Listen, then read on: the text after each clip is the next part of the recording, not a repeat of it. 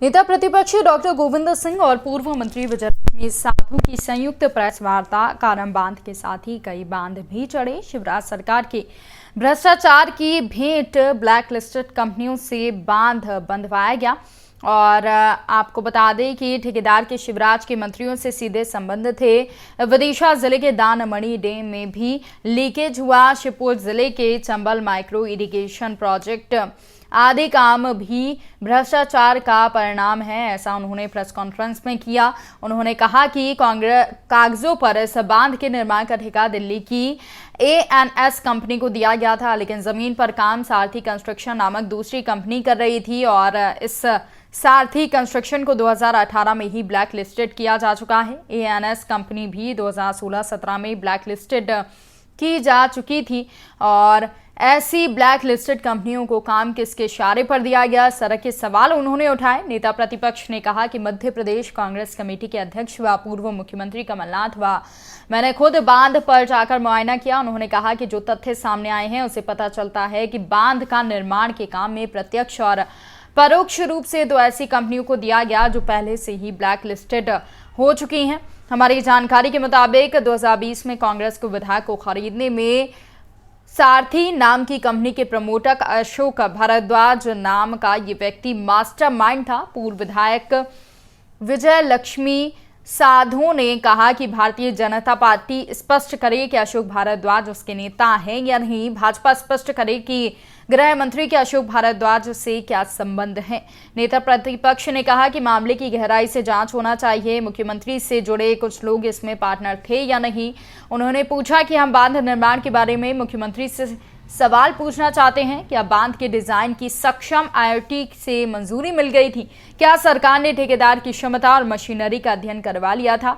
नेता प्रतिपक्ष ने कहा कि प्रदेश में अकेला कारम बांध नहीं है, इसके अलावा भी बागरोद में स्थित दानमणि बांध में लीकेज का मामला सामने आया है। चंबल माइक्रो इरिगेशन योजना में भी भ्रष्टाचार हुआ है और पिछले साल बाढ़ की स्थिति बनने के बाद भी मुख्य अभियंता ग्वालियर को 100 करोड़ रुपए का बजट अलग से कार्य करने के लिए दिया गया था, लेकिन केवल 80% बजट पुराने कार्यों में खर्च हुआ दिखा दिया गया है। हमसे कोई डायलॉग, कोई बातचीत शासन और प्रशासन के माध्यम से नहीं की गई थी।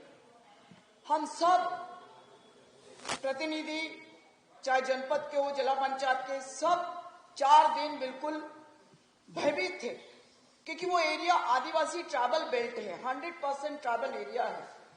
बेचारों के पास 2-2 बीघा जमीन, 3-3 बीघा जमीन, बैल भैंस बकरियां पालते, वो मुर्गी पालते हैं। 2-2 कमरे की उनकी झोपड़ियां बनी हुई है, क्योंकि इस बांध में उनको मुआवजे बराबर नहीं मिले। ऐसी परिस्थितियों में रात को पुलिस डंडे मार रही है कि यहां से भागो हटो, भागो हटो।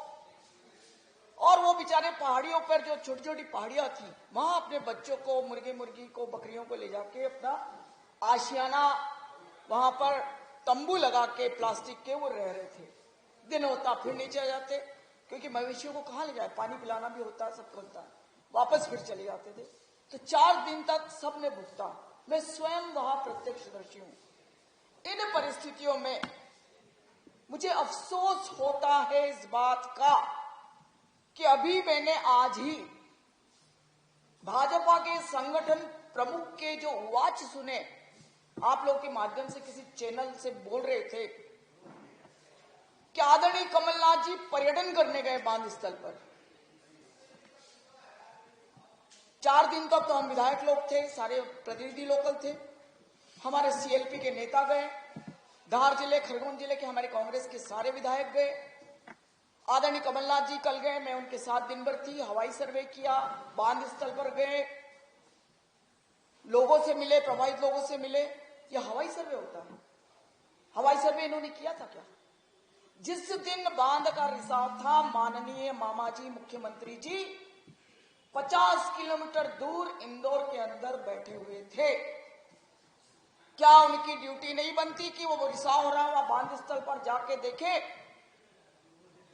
जो स्वयंभू मामा बना है, क्या उनकी ड्यूटी नहीं होती कि भांजे भांजी जो आदिवासी हैं, जो आदिवासियों के इवेंट पिछले साल भर से कर रहे हैं टंट्या मामा के माध्यम से, क्या उनकी ड्यूटी नहीं बनती है कि वो जाके भांजे भांजियों को देखें कि इस रिसाव से वो कितना प्रभावित हो रहे हैं?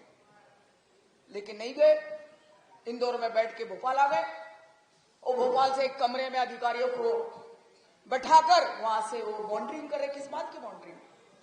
घोटाले में स्वयं सरकार के वरिष्ठ अधिकारी मनीष रस्तोगी ने इसको पकड़ा था। आज मुख्यमंत्री जी के मुख्य प्रमुख सचिव की हैसियत से कार्यरत है। ये टेंडरिंग जब हुआ तो उसमें सरकार ने 870 करोड़ के प्रकरण जो भ्रष्टाचार पाए उसके आर्थिक अपराध अन्वेषण ब्यूरो में दर्ज कराए।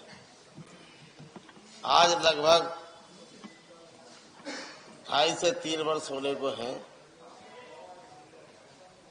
परंतु आज तक मैं पूछना चाहता हूं मुख्यमंत्री जी से कि आखिर जो मुद्दे आपने प्रकरण दर्ज कराए थे उनका क्या हुआ? सभी प्रकरण में कोई कार्रवाई नहीं हुई और मामले को दबाने के लिए, क्योंकि इसमें भारतीय जनता पार्टी के नेता और वरिष्ठ अधिकारी इस लूट में शामिल थे, इसलिए कोई कार्रवाई नहीं हो रही। मेरा तो स्पष्ट कहना है कि ये आर्थिक अन्वेषण ब्यूरो नहीं है, ये आर्थिक भ्रष्टाचार दबाने का ब्यूरो बन चुका है। अभी तक न तो किसी गिरफ्तारियां हुई, न वसूली हुई, न किसी की संपत्ति अटैच हुई। आखिर जांच का क्या मतलब है? ऐसे एक नहीं अनेक मुद्दे हैं। पिछले 3 वर्ष पूर्व श्योपुर जिले में 160 करोड़ की योजना चंबल माइक्रो सिंचाई परियोजना स्वीकृत हुई। उसमें लक्ष्य था कि 13,000 से अधिक हेक्टेयर की सिंचाई की जाएगी और जो डिजाइन थी, नदी से पानी लाकर 5 लाख गैलन पानी तक 1 मिनट के ऊपर टंकियों में भरना था और फिर वो पानी फोर्स के साथ छोड़ के खेतों में पहुंचना था।